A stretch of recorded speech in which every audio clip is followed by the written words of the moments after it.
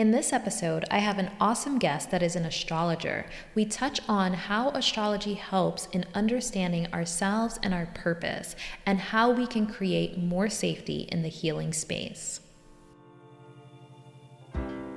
You are listening to the Sound Therapy Network podcast, where we talk about all things sound healing. This podcast is for practitioners and clients who want to learn more about this magical healing modality.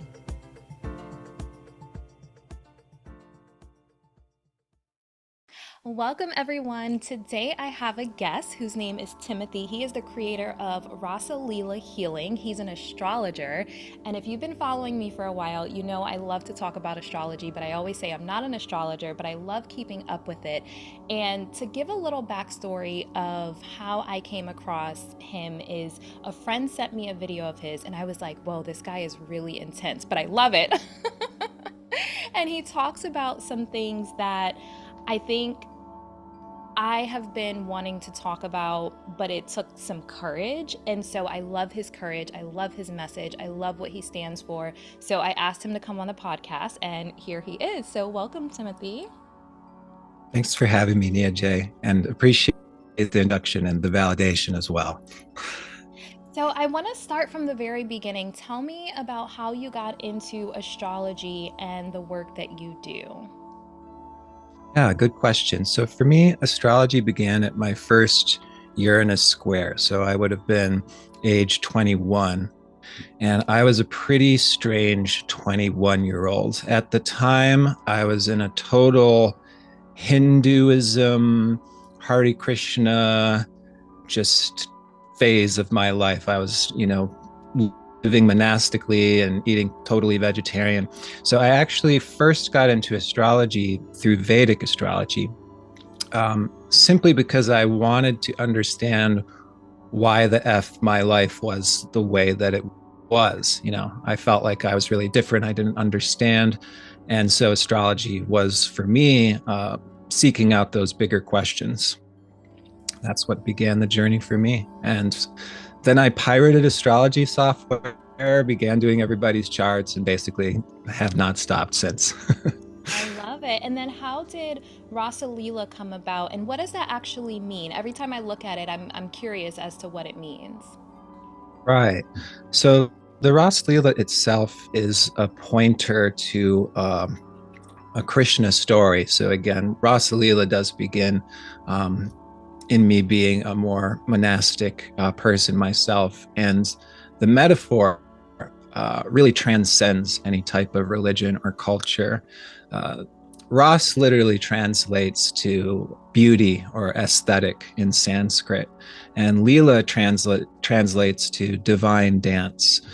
So the Leelas are the various incarnations of gods, and their stories and epics are all Leelas. So Rasa Lila Healing is the concept that our own lifetime is a divine dance, and one that is oriented towards healing. My contribution is evolutionary astrology, but it really has a deeper intention for healing the human spirit, the human individual. So that's sort of the intention of the naming. But it also points to this story, which is a Krishna Lila, where essentially Krishna does a divine dance with whom are known as the gopis, which are these cowherd damsels, and Krishna plays the flute. The cowherd damsels follow him into the forest, and there's this mystical dance where Krishna duplicates himself, and he dances with every single gopi in the way that gopi secretly desires the most in her heart to dance with Krishna. And that in itself is like a symbol to the relationship between the individual soul and God. It's like all of us have this highly unique relationship. All of us have this highly unique journey that is individual per each and every one of us. So that again is my actual approach in astrology and how I relate to my clients in readings. I love it. So I'm definitely familiar with Vedic astrology. I actually dated a Vedic astrologer, and it's funny because I follow both, and he had his very specific views. But One of the biggest things that I want to talk to you about is some of the eclipse energy that we have been having. Do you follow Schumann resonance? I don't. My, you know, astrology is pretty hard and strict astrology the way that I focus it. Okay. So I follow energy. So with my wellness studio, I like to keep up with what's going on energetically because it helps me ground myself to be able to hold a safe space for my clients. And so the Schumann resonance measures the earth's frequency. And anytime we've had a new moon, a full moon, an eclipse, the readings have been off the charts and like the highest intensity that I've ever seen. And I've been following the Schumann resonance for years. So, as an astrologer, why do you think that is? Well, I'm really curious to know because, again, that's not so much what I'm tracking. People are starting to look at solar flares and the Schumann resonance. That's really cool. What I'm expecting we will continue to discover is just how interconnected everything truly is. And that is the dawning of the age of Aquarius. That's the archetype, the meaning of Aquarius is there is this network between all things. I think we're going to continue to, Aquarius is also seeing, observe that more and more clearly, probably through scientific, discoveries and data and all that. Mm-hmm. And one of the things that I know as well is there's been a lot going on with Chiron. And I mention these things when I do my energy updates, but I don't know a lot about astrology, but I know that Chiron is the wounded healer. And because I'm supporting a group of healers, like sound therapy practitioners, I wanted to give them, I guess, like a heads up that like some of your core wounds are going to come to the surface. So can you speak to Chiron a little bit? For sure, I would love to. Chiron's one of my favorite placements to talk in the birth chart and in astrology in general because it's so profound and especially so related to healing. Again, that being really the major intention to my astrological work. So, Chiron, if there ever was a Christ like placement, and if there was ever a reflection of a Christ-like dimension in our own human lifetime, that's largely reflected through Chiron, because Chiron reveals this deeper reality that unfolds through a process. So Chiron for all of us is always a healing journey. It's always a process that first begins with an initial experience of brokenness or woundedness. And I take a different stance than other astrologers in saying, no, this isn't just an imaginary or a illusory wound or brokenness. This is oftentimes a significant wounding experience that typically happens even on repeat early on in someone's life. And it can form all sorts of coping mechanisms, pathologies. You see all of that reflected in the Chiron signature, whatever house that's Chiron is in the natal chart, whatever sign that Chiron is, that's where and how we experience this initial woundedness. Now, in Chiron's actually mythos in Greek, this is the immortal centaur who gets hit in the hoof with a poisoned dart but cannot die and is suffering immensely. So he searches the entire world for an antidote for his own pain and suffering. And as he does so, he becomes the master teacher. He, in Greek mythos, starts the first school in Athens. He teaches so many great heroes such as Achilles and others. So he is the master healer. And, even some myths, he replaces Prometheus on the rock. He sacrifices himself and becomes immortalized as the constellation Sagittarius. So even the mythos of Chiron is profound. But what it reveals is that where we are wounded initiates this journey of healing, like Chiron exploring the entire earth, which makes us master healers ourselves. So where Chiron is, we experience initial brokenness that initiates our journey of healing, that also brings us full circle into being talented healers. In that same way, place, and area, we experience initial woundedness.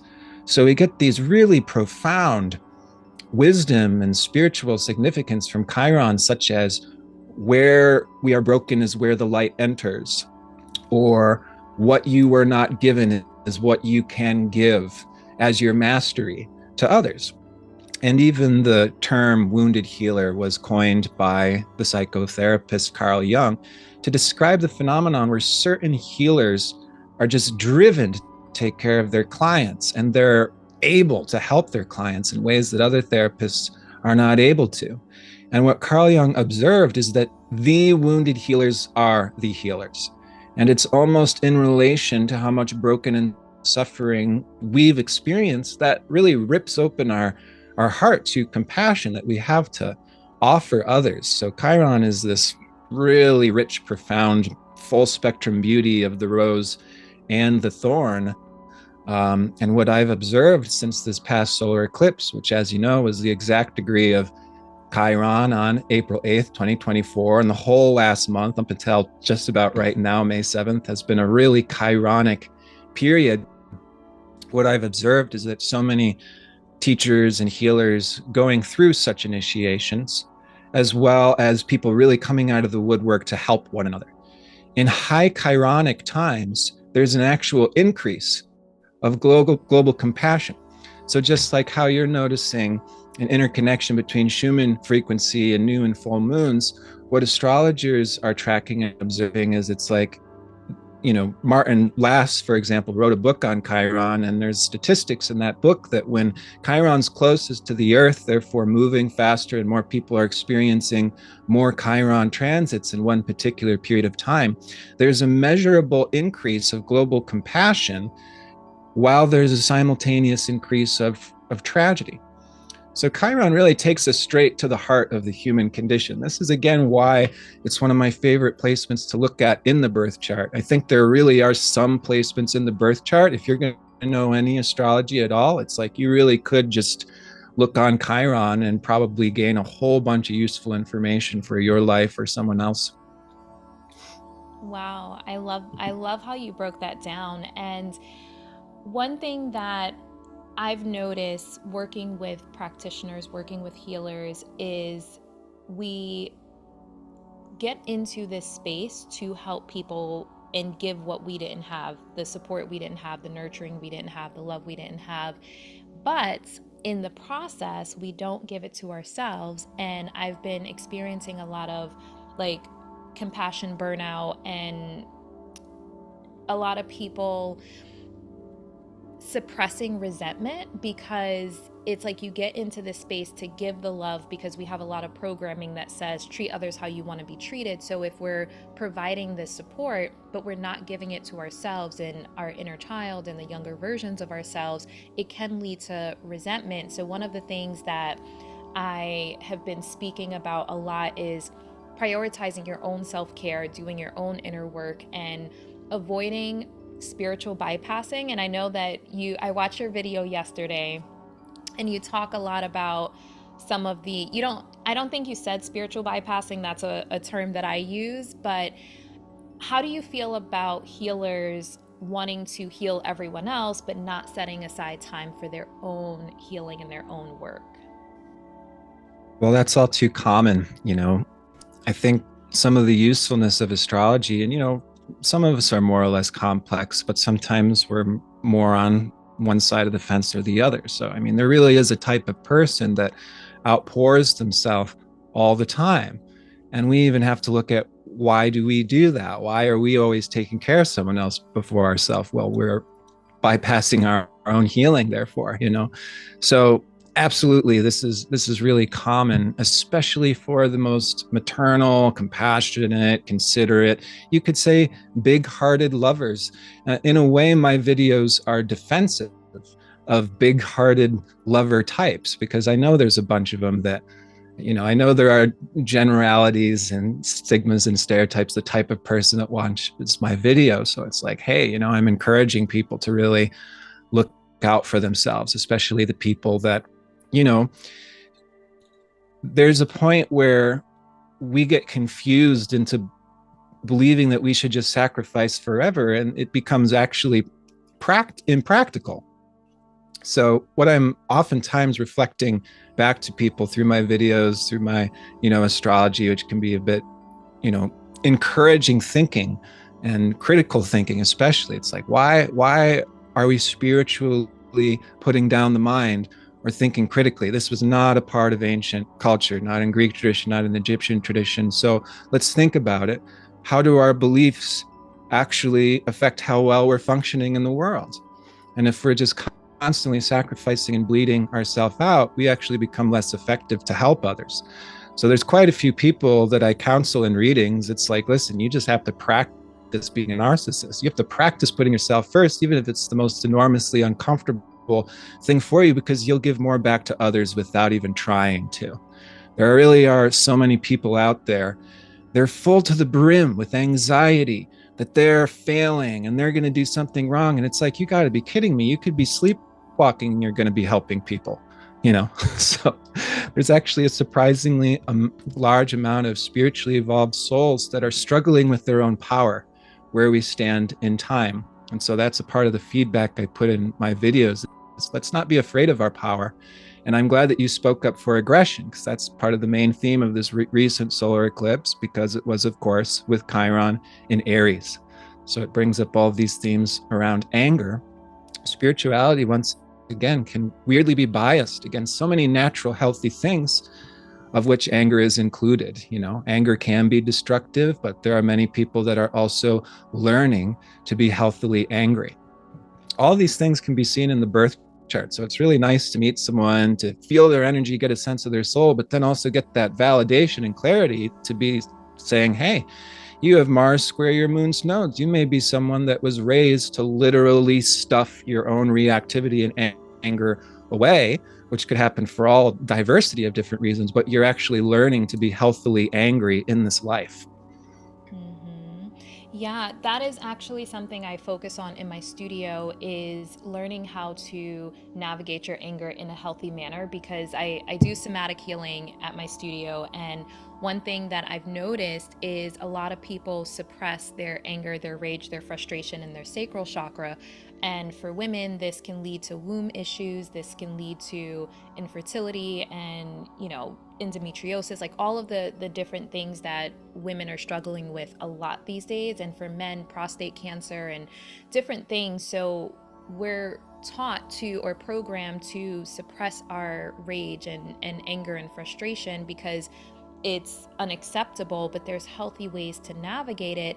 And that's also the chakra that controls our zest for life and our creativity. So when people suppress their rage, they find that they are blocking their enjoyment and their passion and pleasure in life. So it's all connected. So when we can learn how to navigate it in a healthy manner, I feel like it's a lot healthier for us mentally, physically, and emotionally. And I've learned that I don't feel safe, emotionally safe, with someone who acts like everything's okay. It is what it is. It's fine. It's fine. So to me, that tells me like you haven't really checked your wounds, your triggers, your biases. And if you are not aware of them, then it's almost like you're not showing me who you really are.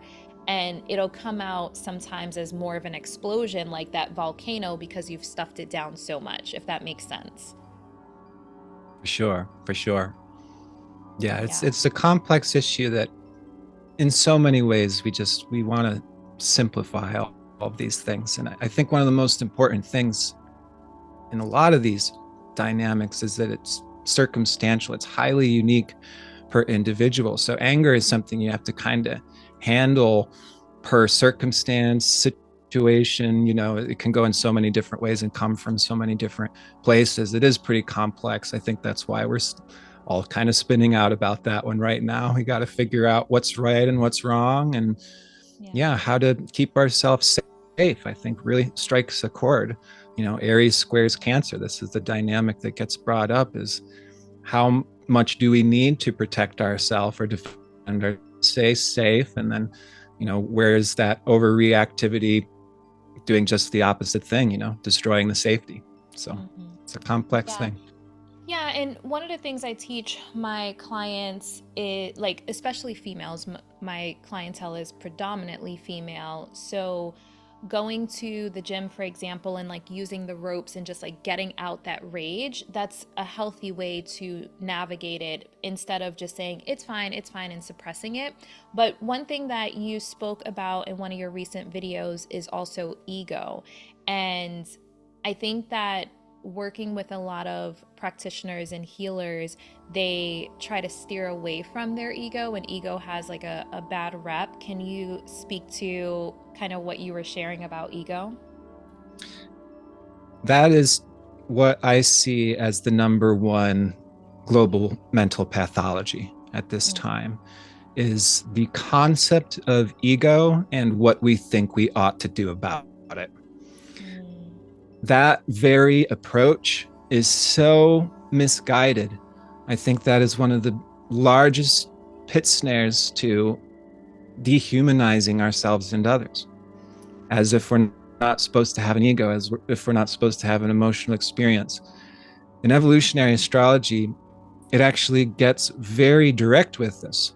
And there's not a whole lot of people, on the planet that really sink in, because it's not easy to access all of this information. Unfortunately, it's a part of my work, is to make Jeffrey Green's evolutionary astrology more accessible. But in EA, we understand that the moon is the ego, and that the soul creates the ego to have this emotional feeling based experience. And it is through feeling that we evolve. So this necessary vehicle is not an illusion or something we want to get rid of, first of all, but also when we treat it as something other than a child, we start to go into a dehumanizing place. Now, that doesn't mean we want to baby one another. There's a difference between understanding the vulnerable childlike aspect of ourself, which is what I'm saying an ego is, and babying one another. It seems like sometimes people get confused about that. It's like, no, we don't want to get so stuck in our ego that we lose perspective. I think that's what a lot of people out there, that's how they use the word ego. But I don't even think that's really useful or relevant approach to healing humanity at this point in time. What we're learning to do, especially here in the West, is actually to listen to our ego. It's the exact opposite of eliminate our ego. We're learning how to feel. We're learning how to emotionally relate in a culture that has absolutely lost touch with emotions, feelings, or emotional relating. So in evolutionary astrology, we actually see the planetary north nodes of Jupiter, Saturn, and Pluto all in the sign of Cancer. And this actually reflects the human oversoul as it evolves through thousands of years of time. And this astrological indicator says the whole human species has come out of culture and society that's been military style. Dog eat dog, fight to survive, build your family crest, leave a big inheritance and statue after you die for your children, et cetera, et cetera.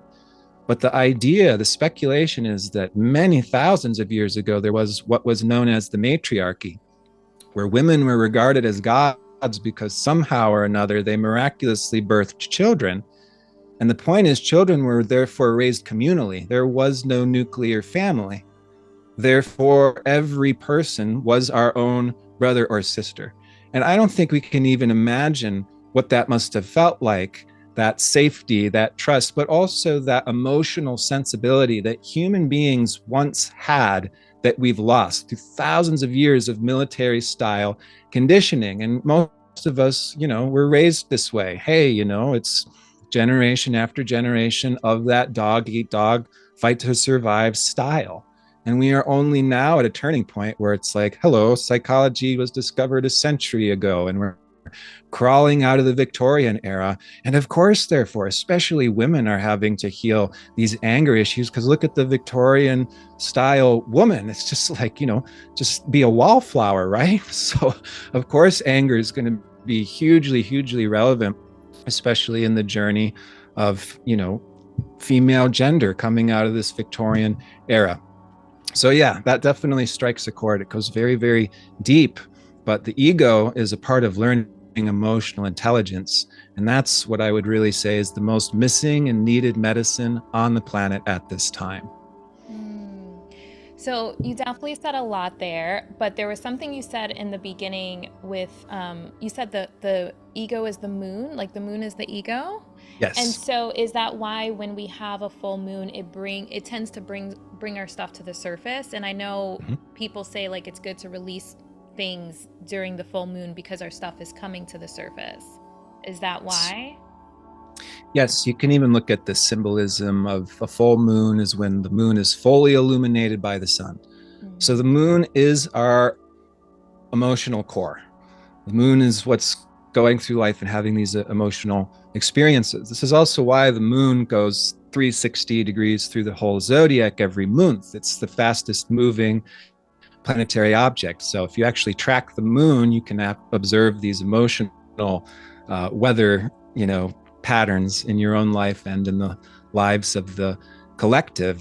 There's really interesting statistics about hospitals being filled during full moons and more prisoners, during full moons. So absolutely, when the full moon is being illuminated, we are observing, feeling more of what's going on internally. The symbolism of the full moon is actually the objective seeing of that egoic emotional inner experience. Hmm. And the way that I see ego, I did a podcast episode years ago about ego, and the way that I explained it was I don't see ego as a bad thing. It's created to protect our inner child. So, our inner child that is sensitive and vulnerable and gentle, when our ego flares up, it's really just to protect that vulnerable part of us. And so, if we can do inner child healing to reestablish self compassion and be gentle, like reparent our inner child, our ego, that part of us, that protector part of us, doesn't have to flare up as much because our inner child feels safer. That's how I see it. For sure. And the way I look at it is, why? Why is the inner child flaring up? Why is there an emotional response? What is that emotional response telling us about who we are and our past? So, our ego is also our personality. And there's probably parts in that we like and want to keep, and there may be parts in that we want to change. So, the ego, we could also say, is kind of like the past. It's what's familiar, it's the identity that's already formed out of the experiences that we've already had. And so there's lots of gifts in that. And at the same time, the soul is a little bit sick of that and wants to continue to evolve. Hence, we have the lives that we do, which the ego isn't always happy about. The soul's like, let's go, let's send asteroids to impact the earth and change all the life forms really quickly. And the ego's like, no way, that's going to be really uncomfortable. My vantage point is both are totally valid perspectives. Oh, yeah. um, and when we're counseling people, we therefore don't want to relate to their ego as anything different than who they are. We also just want to be encouraging them to continue to be moving into their potential, to not get stuck and to not get stuck into snares around who we actually aren't. Because I think that's, again, the ego can be defined as like a million things. That's part of the problem of it. But I think oftentimes it's defined as who we think we are that we are not. So, that's almost like a straitjacket that we want to get off of us in that case. Hmm. The way that I hear that is like peeling back the layers of programming or like who we were told to be. Are you familiar with IFS, internal family systems, or parts work? Yeah, yeah, absolutely. Yeah, I'm a huge advocate for parts work, and I love IFS, the model, like no bad parts. So even parts of us that society has made us feel like are unlovable, it's just stuck in a bad part, so to speak. And or it's not a bad part, it's just stuck in a bad role is what I meant. And sometimes I really think just being grounded in who we are and not allowing external validation to define who we are. And that depends. That's why I'm careful around it because, again, depending on the individual, some people are surprised to know, no, you actually need more external validation. So it really depends on circumstance. But I think you really hit the nail on the head when you said it's about deconditioning. And I think that these words and these reframes are actually really important, that we don't want to just be focusing on ego, because that's where we can just too easily spiral into past conditioning, which is coming out of a Pisces age where we had people flagellating themselves just a few centuries ago, right? To eliminate their own sin because of original sin. So it's like we got to also tame our own hyper criticism around the word ego. Deconditioning is what it's all about. We Mm-hmm. want to eliminate these limiting rules, regulations, expectations, inaccurate self-identities, the projections that came from others in the past. That's all the stuff that's in the way. This may be a silly question, but off the top of your head, is there a sign that is more prone to needing external validation? Of course. There's, What sign? I'm like, oh, I want to know. well, what you learn the more you study the zodiac and get really deep into it is that the zodiac's complex. So it's almost like different signs may need validation in different ways. Of course, the stereotype that everybody's going to want to shout at first is Leo, right? Leo's the sign that needs validation. But in evolutionary astrology, we understand that every zodiac sign isn't just a thing, but serves a function. So in the zodiac sign of Leo, the soul is learning where the individual is gifted and special. And that's where that need comes from in the sign of Leo. It's learning where it's special and individual and different from everybody else. Hence, that need for validation tends to come in with Leo. A mistake would be to go to a Leo person and say, you shouldn't need that validation.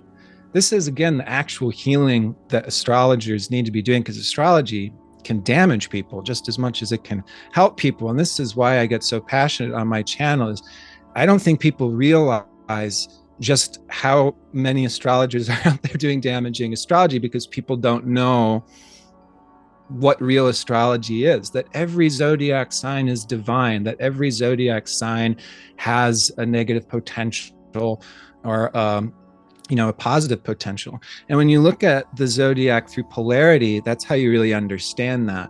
It's like the negative potential of any sign happens when it loses sight of the opposite sign. So, Leo's like the star that's learning how it's a special star, and no other star in the universe is how this star is a star. That's Leo. And if this star loses sight of all the other stars in the universe, that's a problem, because that's Aquarius. Aquarius is the tapestry of the network of all interconnected stars. It's like the constellation. Libra could get lost in a need for validation because they don't know themselves and want to be completely surrounded by other people, where the opposite sign of Aries is just the necessary autonomy to feel confident to initiate your own independent way. Too much Aries, you're too arrogant, you don't know how to listen. Too much Libra, you don't know how to assert your own way. So yeah, that can manifest in different ways for different signs. It's a great question. Very cool. I love how you broke that down. So, I want to talk about something that you mentioned in one of your videos around safety in the healing space. And that was the main thing that made me want to reach out to you. I've been talking a lot about safety in a healing space. I have a trauma informed sound therapy practitioner certification, and teaching people how to minimize doing harm in their practice, because we don't know what we don't know. But I remember you saying in a video that you've actually witnessed inappropriate behavior in healing spaces. And I think that not a lot of people speak up publicly about it how you did, but I feel like the veil is becoming thinner and we're waking up to a lot of this is happening. Like, I've had people share stories with me in private but never speaking on a public space about it. So I would love for you to chat about that a little bit. Sure. That's probably been one of the most challenging, humbling, kind of overall depressing experiences I've been in multiple times, where when you are a whistleblower or you are an observer of abuse, it's a very challenging place to be, because it is important to expose when abuse is happening, of course, especially in a healing circle where people are paying money. Are you kidding? That's totally, totally not okay. Mhm. It's really common to evoke cult-like mob reaction. I learned so much about the relationship between cults and narcissists and how cults basically create and defend their narcissists, irrelevant of what abuse takes place. They'll turn a blind eye to it.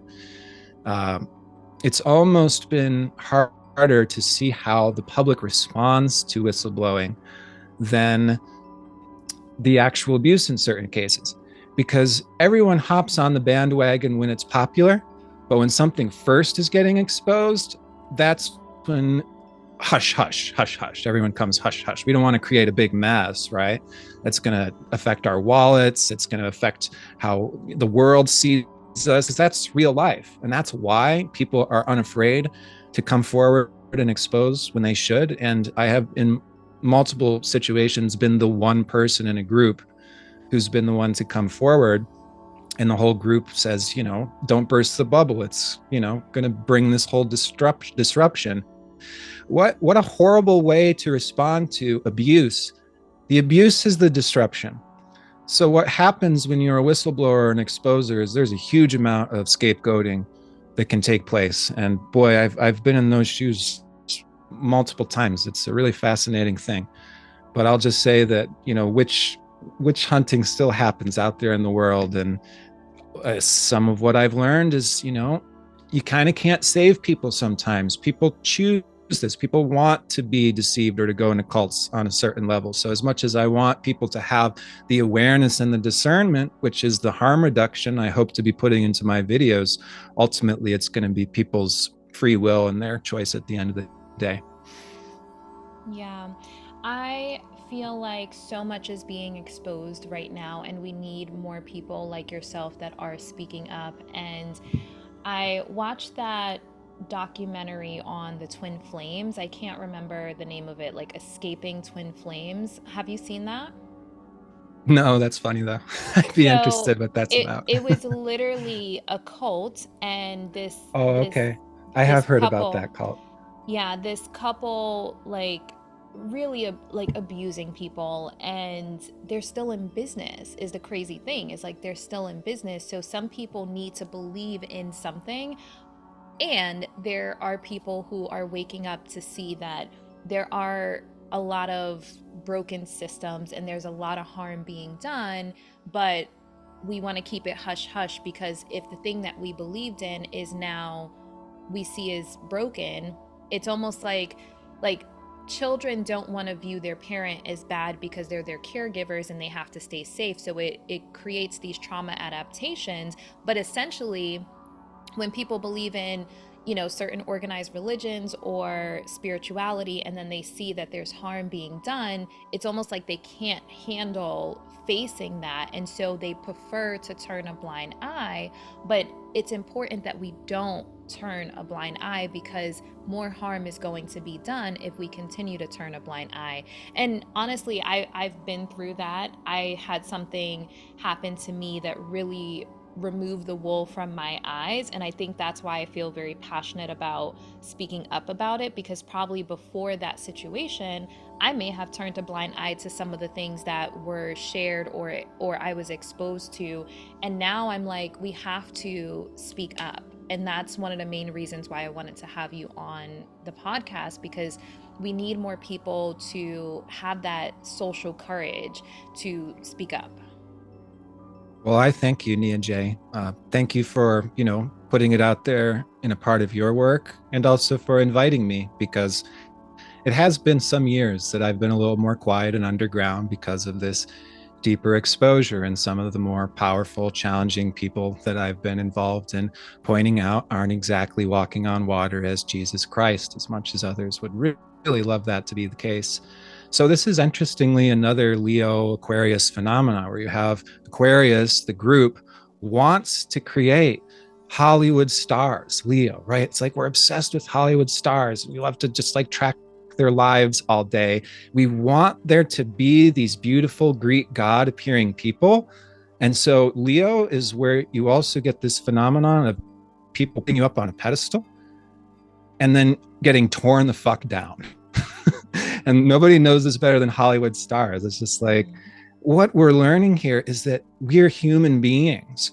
So what I've seen through these cult-like dynamics is it's actually part on the responsibility of the hive mind, or the cult itself creates this unrealistic pedestal. And then everybody gets disappointed when that person ends up being, perverted or something. And it's like, yeah, that's kind of a co-created thing. You made that guy insane. You treated him like a god for decades. Of course he went crazy. Like, this Oh shouldn't yeah. happen at all. We're going through that with Diddy right now. Like, have you heard For of sure. the stuff coming out with him? So, yeah, Yeah, I saw that coming. man, there is so much being exposed right now, and I think for me and the practitioners that are in Sound Therapy Network, I am encouraging them to like really ground as much as possible, ground into who they are, be clear with their values and boundaries. And I feel like it's a really important time for us to trust our intuition, strengthen our intuition and our inner trust, because not everything we see in the world is real. I mean, we live in a time of AI. Like, you don't even know if like pictures are real, and people are doing videos where it's really just AI. And we live in really weird times, honestly. Like, Yeah. yeah. Yeah. You've kind of, buy the ticket, take the ride. It's going to be a trip. Now till the day we die. I Yeah. sometimes I'm like I'm just like, I don't know that I chose this lifetime. I'm like, I feel like I was like pushed off a cloud or something. Like, I don't, the part of myself that chose this and opted in, I'm like, what were you thinking? I hear you. This again is what drove me to seek astrology in the very first place. It's like, what the fuck is this? And why is it so intense? And I did Mm-hmm. find answers to those questions. It is a remarkable period of time for, so many different coincided reasons. I'm not personally one that believes we're all going to get enlightened overnight, but there are a wave of souls that are really breaking out of this medieval perspective we've been in for centuries and waking up to something completely different. And it is pretty trippy to be, on that wave of souls. And I think what you're observing that I am in agreement with, I'm seeing this too, is it's like there is now another wave, or now there's a whole nother wave of people like, oh, we want to wake up now too. So you got people that had to like wake up super early. Those are the super intense people that have had super intense lifetimes. They had to bite off a big chunk right away, so that way they could hand it off to these forthcoming waves that I think we're going to see consecutively, rolling off of one another. Mm-hmm. So to wrap it up, because I know I can talk about this stuff all day. So I'm gonna end with three final questions. So if oh well, this is a two-part question. If someone is curious to find out where Chiron is in their chart, do you do readings? I sure do. Um, I have a rather long wait list. So in addition to doing one-on-one readings, I also do a monthly Q&A through my community at RasaLilaCommunity.com. There you can bring in your birth chart, ask a question about your life every single month. Right now, I only charge $24. So I could tell you about your specific Chiron signature in that Q&A. Um, but I also recommend everybody find a way to get their birth chart. I know there's astro.com, and I hope that there are increasingly more beautiful looking charts coming in the future. But yeah, you could do a quick Google search, probably how to use astro.com to look up your Chiron to get that information for free. And then I also have a Chiron workshop available at my store at rasalilahealing.com/store, where I go really in depth into what that specific Chiron signature means, Chiron per sign and house. Yeah. So I will have all of the links in the show notes, so you can definitely go check it out. And so it was a two-part question. How important do you feel it is for people in a healing space to understand their Chiron, understand their wounds, and do their inner work around that? I think it's ultimate importance. Whether or not that be approached through astrology, because fascinatingly, you can come to the same truths about life and nature and all that is without necessarily having to learn the birth chart. So, you can learn about Chiron that way, but certainly understanding Chiron as a principle and having it in our birth chart is just such a radical, revolutionary, helpful. It's not really technology. Astrology is nature direct, it's God direct. So I think that having that information is, it's invaluable, especially if you're in healing. I think any type of healing practitioner, this is, a point I want to stress here. You do not have to be a professional astrologer. Anyone who's involved in any type of healing career, I think, should be looking at their clients' charts, because you're going to learn so much through that feedback, and you will start to learn how to counsel various Chiron signatures.